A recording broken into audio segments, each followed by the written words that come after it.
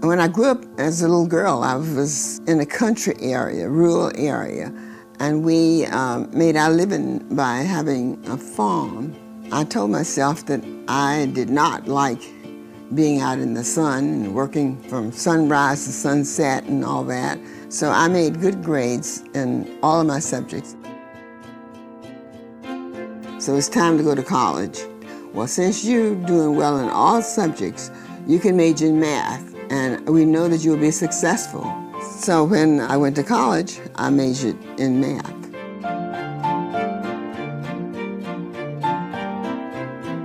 Graduated after 4 years. I had applied for jobs in the government. I got hired in Dahlgren in 1956. I came by myself. My husband wasn't with me or anything. I was by myself. I would at least put it this way, I didn't know him at that time. At the same time that we were coming to work here, they were also bringing in a large computer. And they hired these mathematicians to learn to work this computer. We hadn't had any computer teaching or knowledge, so we had to master this job that they want us to do. So we had to learn how to program and code for this big computer. My part in the global positioning system would be working more with the orbit over the water. A lot goes into the scientific computation to generate an orbit, which is a database used in GPS. So the different people who did civilian applications learned to use the database that we generated, and that was the foundation that GPS was built on.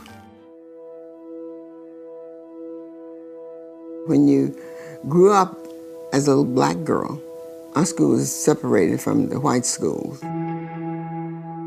And we had separate buses. And many times we would get the old hand-me-down things from the white school, books that weren't new like their books were. But all of that helped to make us, I think, work harder because, you were behind the 8 ball to start with, so you had to work harder. But I always was motivated by doing something new and completing something, having a goal. Because usually I had a mind of my own. I tend to think for myself, a little impatient with others who don't think the way I do.